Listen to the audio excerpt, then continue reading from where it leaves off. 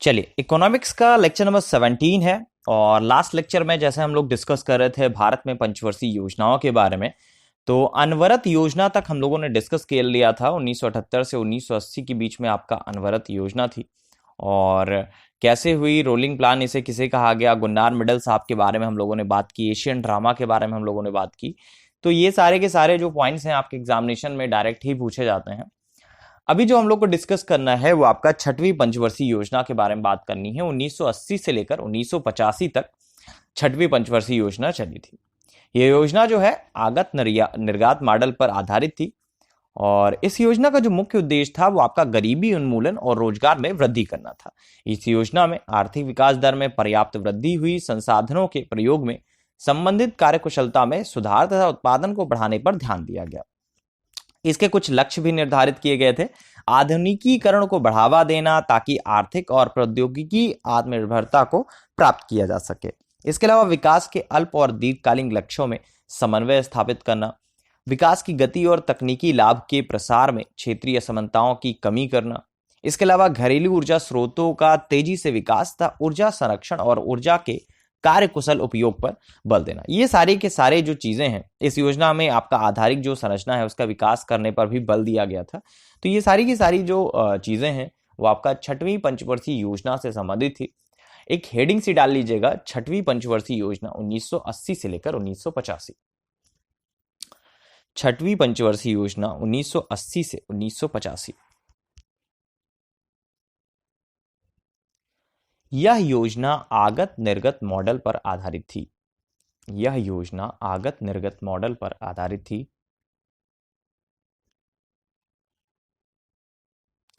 इस योजना का मुख्य उद्देश्य गरीबी उन्मूलन और रोजगार में वृद्धि करना था।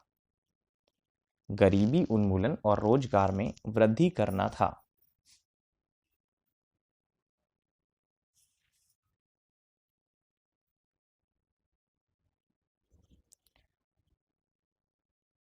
इसी योजना का उद्देश्य आर्थिक विकास दर में पर्याप्त वृद्धि,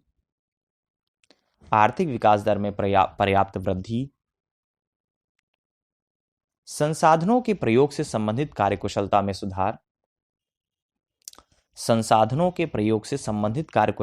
सुधार तथा उत्पादन को बढ़ाने पर ध्यान दिया गया।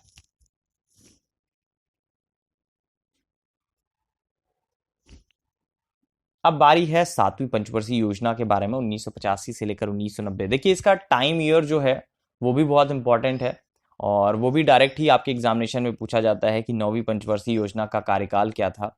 और अगर मेंस में आता है तो इस तरह से पूछा जाता है कि नौवीं पंचवर्षीय योजनाओं से संबंधित तथ्यों के बारे में प्रकाश डालिए, या फिर आपका नौवीं पंचवर्षीय योजना के बारे में बताइए। इस टाइप से आपका क्वेश्चन जो है वो बन जाते हैं। छठवीं पंचवर्षीय योजना में महत्वपूर्ण क्या रहे हैं, इसके नकारात्मक पहलू क्या रहे हैं, सकारात्मक पहलू क्या रहे हैं।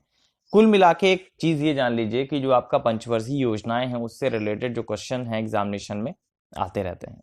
तो सातवीं पंचवर्षीय योजना के बारे में हम लोग बात करें 1985 से 1990 में है। तो ये योजना जो है जॉन डब्ल्यू मिलर मॉडल पर आधारित थी। सातवीं पंचवर्षीय योजना का जो मुख्य उद्देश्य था वो आपका रोजगार वृद्धि, जनसंख्या वृद्धि दर में कमी, पोषण का पर्याप्त स्तर, ऊर्जा प्रबंध जो आधुनिकीकरण है, आत्मनिर्भरता और सामाजिक न्याय पर बल था। इस योजना में समता और न्याय पर आधारित जो सामाजिक प्रणाली की स्थापना है उसने करने पर बल दिया गया। खाद्यान्न उत्पादन में पर्याप्त वृद्धि के लिए कृषि क्षेत्र से संबंधित बाधाओं को दूर करने का प्रयास किया गया। और इस योजना में ऊर्जा संरक्षण, गैर परंपरागत ऊर्जा स्रोतों का विकास तथा जो पारिस्थितिकी और पर्यावरण संरक्षण है उस पर कहीं ना कहीं बल दिया गया। तो ये पर्यावरण संरक्षण वाला जो चीज थी वो पहली बार आई थी। लिखिएगा सातवीं पंचवर्षीय योजना 1985 से 1990। 1985 से 1990 यह योजना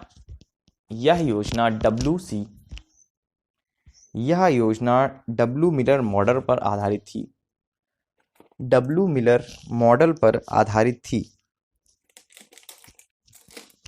यह योजना डब्ल्यू मिलर मॉडल पर आधारित थी।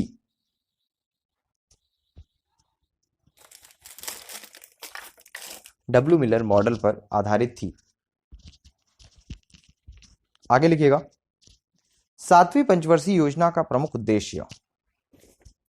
सातवीं पंचवर्षीय योजना का प्रमुख उद्देश्य। सातवीं पंचवर्षीय योजना का प्रमुख उद्देश्य रोजगार वृद्धि, जनसंख्या वृद्धि दर में कमी। रोजगार वृद्धि, रोजगार वृद्धि, जनसंख्या वृद्धि दर में कमी, जनसंख्या वृद्धि दर में कमी। पोषण का पर्याप्त स्तर, पोषण का पर्याप्त स्तर। ऊर्जा प्रबंधन, ऊर्जा प्रबंधन। आधुनिकीकरण, आधुनिकीकरण। आत्मनिर्भरता और सामाजिक न्याय पर, आत्मनिर्भरता और सामाजिक न्याय पर बल था। आत्मनिर्भरता और सामाजिक न्याय पर बल था। इस योजना में समता और न्याय पर आधारित, इस योजना में समता और न्याय पर आधारित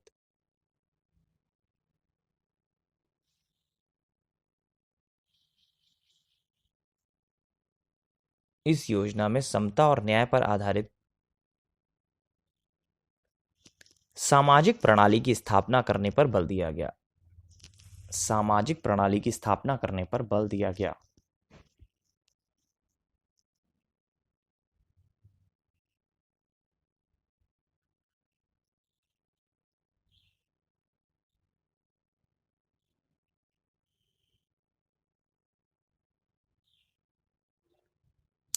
इसी योजना में, इसी योजना में ऊर्जा संरक्षण, इसी योजना में ऊर्जा संरक्षण, गैर परंपरागत ऊर्जा के स्रोत का विकास। इसी योजना में ऊर्जा संरक्षण, गैर परंपरागत ऊर्जा स्रोतों का विकास तथा पारिस्थितिकी और पर्यावरण संरक्षण पर बल दिया गया। तथा पारिस्थितिकी तथा पर्यावरण संरक्षण पर बल दिया गया। अब बात करेंगे आठवीं पंचवर्षीय योजना के बारे में। 1992 से लेकर 1997 का इसका दौर था और उत्पादक रोजगार के समुचित अवसर उत्पन्न कर आपका सर्वांगीण मानव विकास इसका एक महत्वपूर्ण लक्ष्य था। प्रारंभिक शिक्षा को सर्वव्यापक बनाने तथा 15 से 35 वर्ष तक के लोगों को निरक्षरता को पूर्णतः समाप्त करने का प्रयास किया गया। इसमें सभी गांवों तक पेयजल, टीकाकरण सहित आपका प्राथमिक चिकित्सा सुविधाओं का प्रावधान करना। इस योजना में आधारिक संरचनाओं को सुदृढ़ बनाने का प्रयास किया गया। मैला ढोने की प्रथा को पूर्णतः आपका समाप्त कर दिया गया। ये आपका इसका मेन इवेंट बोला जा सकता है।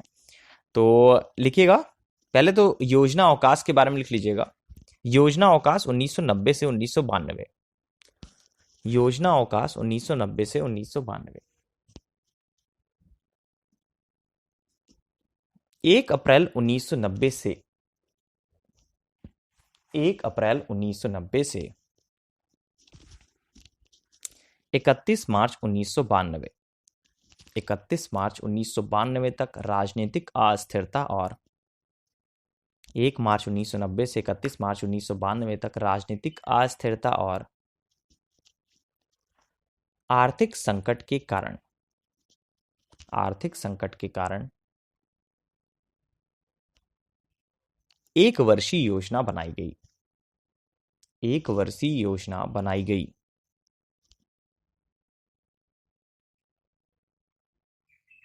नाइनटीन में व्यापक स्तर पर, 1991 में व्यापक स्तर पर आर्थिक सुधार किए गए। आर्थिक सुधार किए गए। इन आर्थिक सुधारों में, इन आर्थिक सुधारों में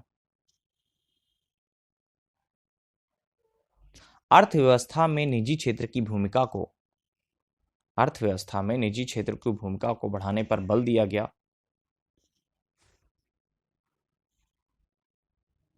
बल दिया गया। अब लिखिएगा 8वीं पंचवर्षीय योजना के बारे में।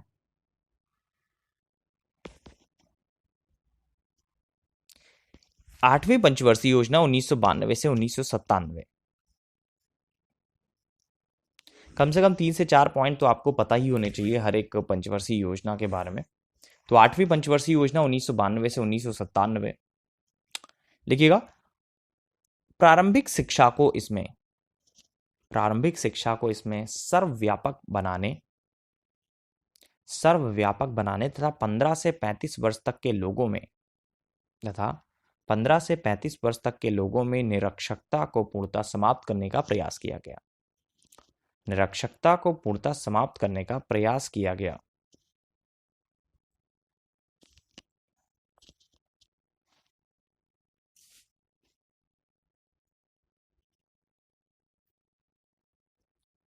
सभी गांवों तक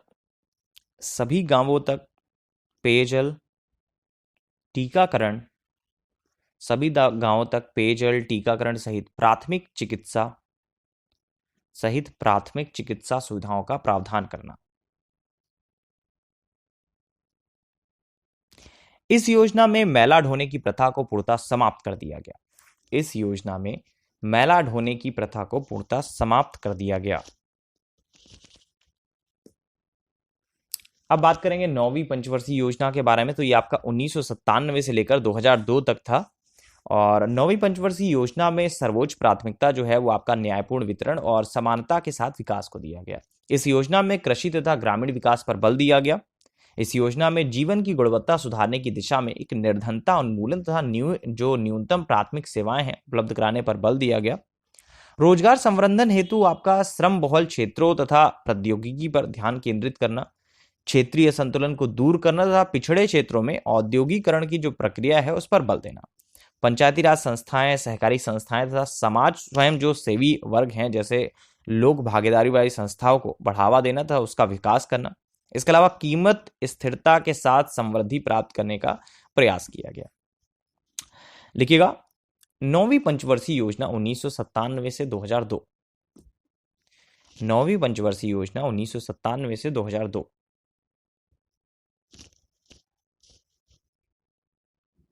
नौवीं पंचवर्षीय योजना में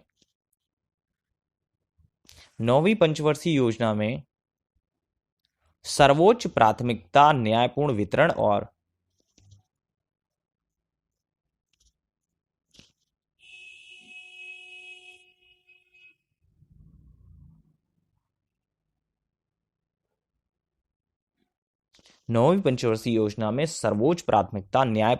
और समानता के साथ विकास को दिया गया।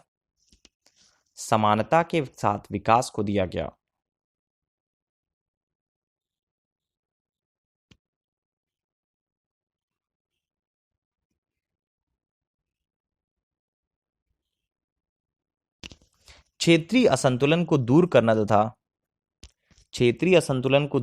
तथा पिछड़े क्षेत्रों में औद्योगिकरण की प्रक्रिया पर बल देना।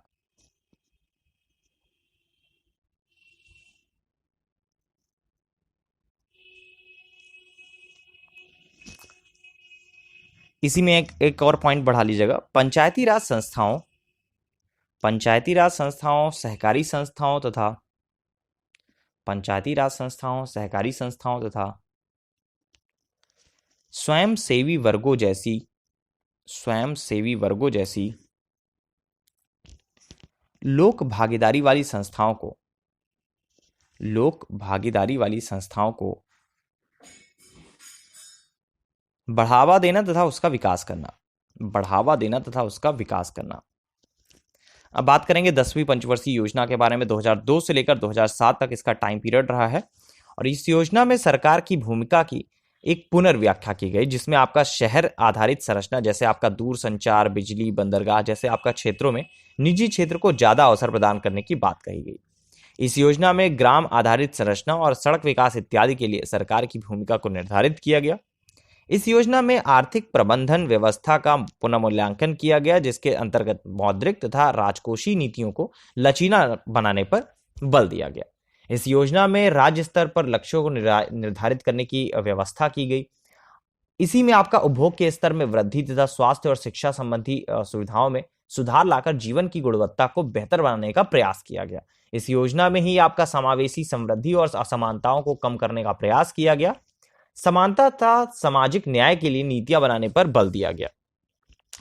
इसमें ऐसा कुछ बहुत नहीं था जो नया हुआ हो, लगातार जो चीजें चल रही थी उसी पे आपका अपग्रेड हो गया। लिखिएगा 10वीं पंचवर्षीय योजना। 10वीं पंचवर्षीय योजना 2002 से लेकर 2007।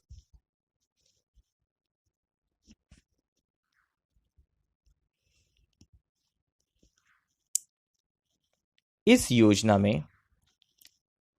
योजना में सरकार की भूमिका की पुनर्व्याख्या की गई। जिसमें शहर आधारित संरचना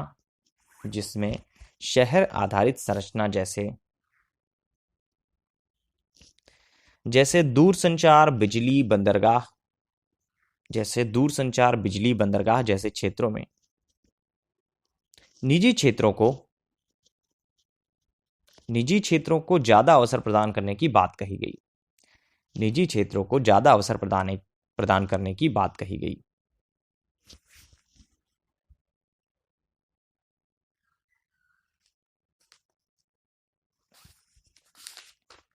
नेक्स्ट है, इस योजना में समावेशी समृद्धि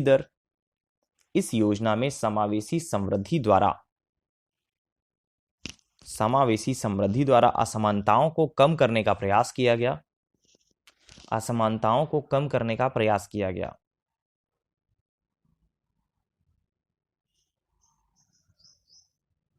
और इसी योजना में समानता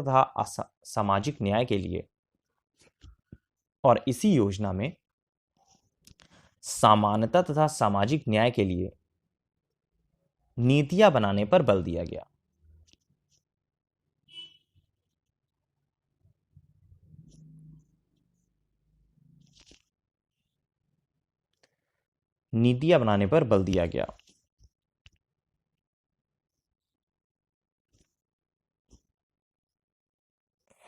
अब 11वीं पंचवर्षीय योजना के बारे में बात करेंगे। 2007 से लेकर 2012 तक टाइम पीरियड रहा है। तो इस योजना का उद्देश्य जो है विकास की उपलब्धियों को तीव्र गति से प्राप्त करना और समावेशी विकास का लक्ष्य प्राप्त करना था।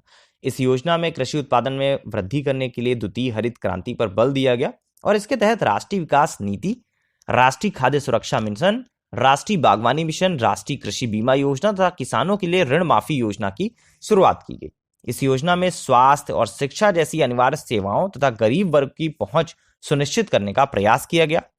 इस योजना में रोजगार के नए अवसर को सृजन करने और निर्धनता को कम करने का प्रयास किया गया।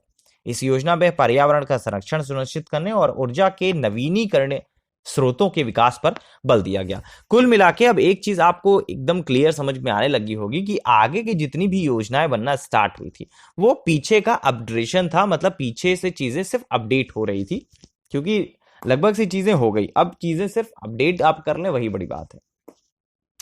तो 11वीं पंचवर्षीय योजना के बारे में हम लोग बात कर रहे थे, 2007 से लेकर 2012। 11वीं पंचवर्षीय योजना 2007 से 2012। इस योजना का उद्देश्य विकास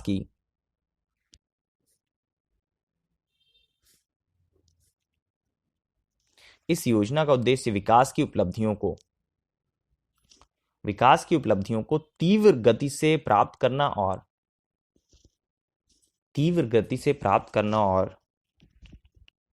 विकास का लक्ष्य प्राप्त करना था।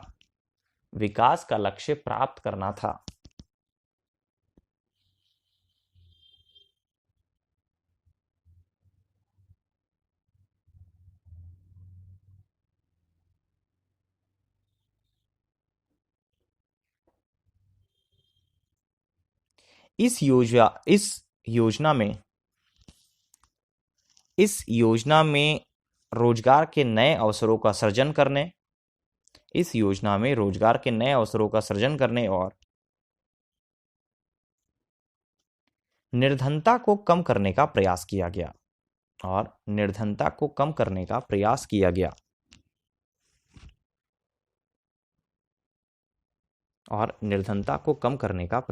गया। अब बात करेंगे 12वीं पंचवर्षीय योजना के बारे में। 2012 से लेकर 2017 तक इसका टाइम पीरियड रहा है। और इस योजना का जो उद्देश्य है वो आपका तीव्र धारणीय और आर्थिक समावेशी विकास के लक्ष्य के लिए प्राप्त करना था। इसका उद्देश्य क्या क्या था उसके बारे में हम लोग बात करें। आर्थिक विकास में क्या क्या था? सकल घरेलू उत्पाद में 8% की वृद्धि दर प्राप्त करना, कृषि क्षेत्र में करीब 4% तथा विनिर्माण क्षेत्र में करीब 10% की वृद्धि दर प्राप्त करना था। प्रत्येक राज्य द्वारा 11वीं योजना की तुलना में 12वीं योजना में अधिमानतः उच्चतर औसत विकास दर हासिल करने का लक्ष्य था। गरीबी और रोजगार के बारे में अगर इसी में बात किया जाए तो 12वीं पंचवर्षीय योजना के अंत तक पूर्ववर्ती आकलनों की तुलना में प्रति व्यक्ति उपभोग जो है गरीबों में करीब 10% की कमी आई। 12वीं पंचवर्षीय योजना में गैर कृषि जो आपका क्षेत्रक है उसमें 50 मिलियन नए कार्य अवसरों का सृजन तथा इतनी ही संख्या में कौशल प्रमाण पत्र प्राप्त करना था। शिक्षा के बारे में अगर बात करें तो 12वीं पंचवर्षीय योजना के अंत तक स्कूली शिक्षा के औसत जो वर्ष हैं उनकी संख्या को बढ़ाकर 7 वर्ष कर दिया गया। अर्थव्यवस्था में कौशल आवश्यकताओं के अनुरूप प्रत्येक उम्र के लिए 2 मिलियन अतिरिक्त सीटों का सृजन कर उच्चतर शिक्षा तक पहुंच बढ़ाया गया। विद्यालय पंजीकरण में लैंगिक तथा सामाजिक कमी, मतलब लड़कियों तथा लड़कों के बीच में जो अनुसूचित जातियों, अनुसूचित जनजातियों, मुसलमानों तथा सेठ आबादी के बीच में, इनको 12वीं पंचवर्षीय योजनाओं के अंत तक दूर कर लिया गया। जो सामाजिक कमी थी इनको दूर कर लिया गया। 12वीं पंचवर्षीय योजनाओं के अंत तक नवजात शिशु मृत्यु दर को घटाकर 25 से मात्र जो मृत्यु दर है वो करीब 1/1000 तक जन्म तक ले जाना तथा बाल लिंगानुपात जो है मतलब 0 से 6 वर्ष इसको सुधार कर करीब 950 तक लाना था। 12वीं पंचवर्षीय योजना के अंत तक कुल प्रजनन दर को घटाकर 2.1 करना था। ग्रामीण अवसंरचना के बारे में अगर बात की जाए तो 12वीं पंचवर्षीय योजना के अंत तक अवसंरचना में निवेश को बढ़ाकर सकल घरेलू उत्पाद के करीब 9% तक लाना था। 12वीं पंचवर्षीय योजना के अंत तक सकल जो सिंचित क्षेत्र है उसको 90 मिलियन हेक्टेयर से बढ़ाकर करीब 130 मिलियन हेक्टेयर करना था। बहुत सारी चीजें थी। पर्यावरण और आपका धारणीयता में भी काफी चेंजेस हुए। सेवा प्रदायगी में भी आपका थोड़े बहुत बदलाव हुए आपके। तो ये था आपका 12वीं पंचवर्षीय योजना के बारे में। सिर्फ इतना लिख लीजिएगा, 12वीं पंचवर्षीय योजना 2012 से 2017। और इस योजना का, इसमें एक लाइन लिख लीजिएगा, इस योजना का उद्देश्य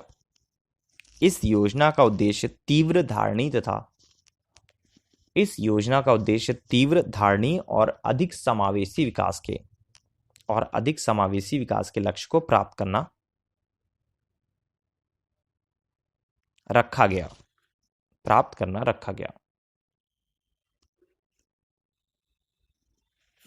अब भारत के में नियोजन की उपलब्धियों के बारे में हम लोग बात करेंगे। जो अचीवमेंट्स हैं प्लानिंग इन इंडिया के बारे में हम लोग बात करेंगे, उसके बारे में क्या है चीज़ें और क्या नहीं है।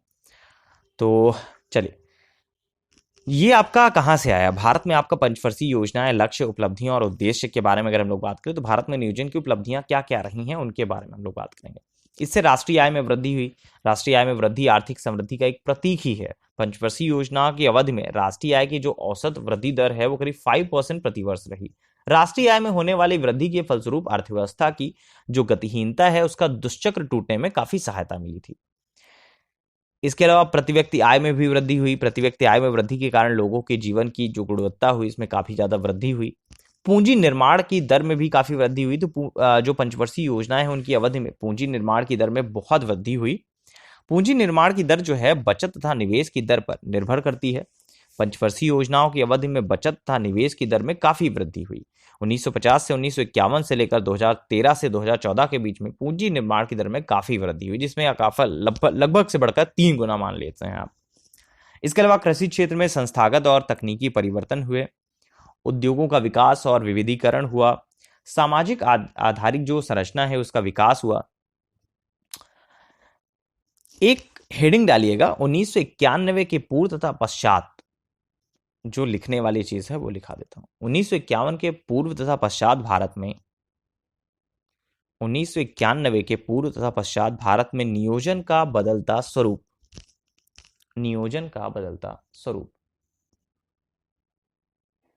एक तरफ लिखिएगा 1991 के पूर्व की आर्थिक नीतियां, 1991 के पूर्व की आर्थिक नीतियां, और दूसरी तरफ लिखिएगा 1991 के पश्चात की आर्थिक नीतियां। 1991 के पश्चात की आर्थिक नीतियां।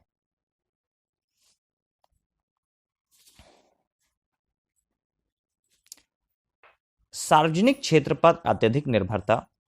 पहले हम लोग लिख रहे हैं 1991 की पूर्व की आर्थिक नीतियां, तो उसमें लिखिएगा सार्वजनिक क्षेत्र पर अत्यधिक निर्भरता।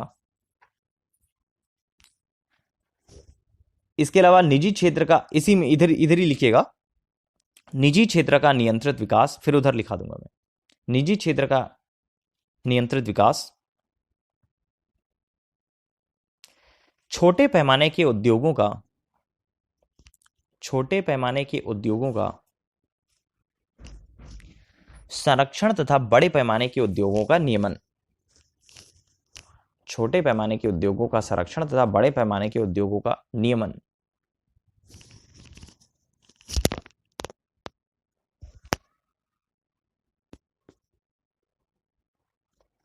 अब 1991 के पश्चात की आर्थिक नीतियों के बारे में बात कर लिखिएगा। सार्वजनिक क्षेत्र पर बहुत कम निर्भरता। सार्वजनिक क्षेत्र पर बहुत कम निर्भरता। निजी क्षेत्र के तीव्र विकास पर बल। निजी क्षेत्र के तीव्र विकास पर बल। छोटे लघु और कुटीर उद्योग और छोटे लघु और कुटीर उद्योगों और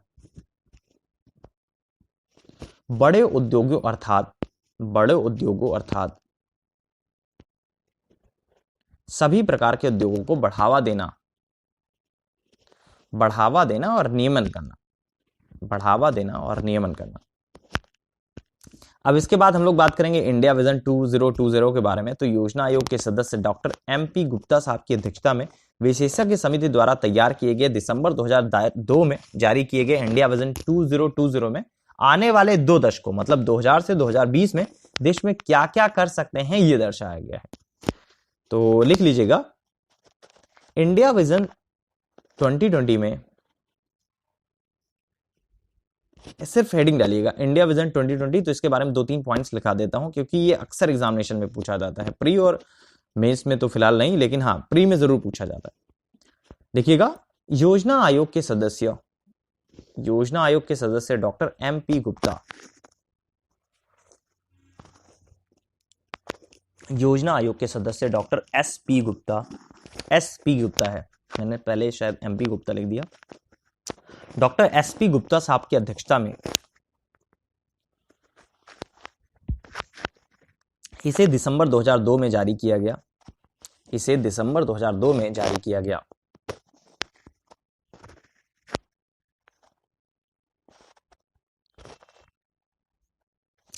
इंडिया विजन 2020 में आने वाले 2 दशकों में, इंडिया विजन 2020 में आने वाले 2 दशकों में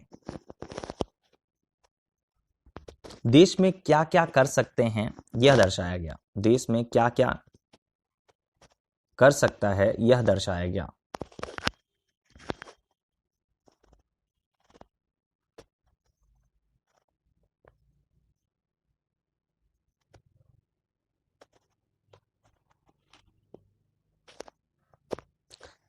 चलिए अब हम लोग बात करेंगे नियोजन की असफलताओं के बारे में, फेलियर ऑफ प्लानिंग के बारे में। तो दयनीय निर्धनता रही है, नियोजन का जो केंद्रीय विषय रहा है निर्धनता का उन्मूलन था। लेकिन भारत की जनसंख्या का लगभग 21.9% हिस्सा अभी भी निर्धनता रेखा से नीचे जीवन यापन कर रहा है। विश्व के लगभग 50% नितांत रूप से निर्धन जो हैं भारत में ही रहते हैं। बेरोजगारी की समस्या लगातार बढ़ रही है। योजनाओं के दौरान अधिक से अधिक रोजगार के अवसर का सृजन करने के बावजूद रोजगार की समस्या कम नहीं हुई है। भारत में व्यापक स्तर पर शिक्षित जो बेरोजगारी है, प्रचंड बेरोजगारी है और अल्प जो रोजगार हैं उनकी समस्याएं विद्यमान हैं।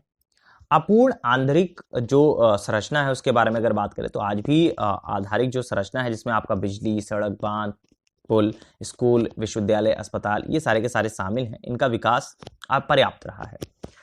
पक्षपात वितरण रहा है। आर्थिक और सामाजिक जो समानता नियोजन उसके प्रमुख लक्ष्य स्वीकार किए गए हैं, लेकिन विडंबना यह है कि नियोजन की अवधि के दौरान भी असमानता की जो समस्या है बद से बदतर होती गई। निरंतर बढ़ती हुई मुद्रास्फीति के बारे में बात करें तो निरंतर बढ़ती मुद्रास्फीति के कारण लोगों की वास्तविक आय में घटने की प्रवृत्ति हो गई है और इसके कारण धनी तथा निर्धन के बीच में आर्थिक विभाजन तथा अंतर जो है वो बढ़ने लगा है। तो इसी के साथ आपका पंचवर्षीय योजनाओं की समाप्ति भी हुई। क्या क्या चीजें थी इसमें से आप लोगों ने देखा। और जो हमारा नेक्स्ट टॉपिक होगा इकोनॉमिक्स का, तो वो हम लोग अब नीति आयोग के बारे में डिस्कस करेंगे। तो नीति आयोग के बारे में हम लोग डिस्कस करेंगे क्या क्या चीजें हैं, क्योंकि अब जो चल रहा है आपका नीति आयोग चल रहा है योजना आयोग के बाद। बताया था मैंने, योजना आयोग समाप्त हुआ, उसके बाद आपका नीति आयोग स्टार्ट हुआ। तो हम लोगों ने क्या क्या पढ़ रखा है उसके बारे में बात करें। Economics and economy at glance के बारे में पढ़ा है, इसके अलावा राष्ट्रीय आय के बारे में पढ़ा है, आर्थिक समृद्धि और आर्थिक विकास के बारे में हम लोगों ने पढ़ लिया, कृषि क्षेत्र के बारे में, औद्योगिक क्षेत्र के बारे में, भारत में सेवा क्षेत्र के बारे में, मतलब तीनों सेक्टर्स के बारे में हम लोगों ने पढ़ लिया। इसके बाद इकोनॉमिक प्लानिंग के बारे में हम लोगों ने डिस्कस कर लिया। तो इनमें से क्या क्या चीजें इंपॉर्टेंट हैं ये बता देता हूं। राष्ट्रीय आय बहुत ही ज्यादा जरूरी है। अर्थशास्त्र और जो आपका एट अ ग्लांस था चैप्टर, उसमें भी बहुत सारी चीजें ऐसी हैं जो जरूरी थी, मैंने लिखाई हैं। उम्मीद है कि नोट्स आप लोग प्रॉपरली बना रहे होगे, क्योंकि ये आपका मेंस में पूरा काम देगा और प्री में फिलहाल तो काम देगा ही देगा। जो चीजें अंडरलाइन करा देता हूं कि आपका प्री में पूछा जाएगा, तो ऑब्वियस सी बात है वो प्री में पूछा जाएगा, तो उसको उसी तरह से तैयार करते रहिएगा। चलिए फिलहाल के लिए इतना ही।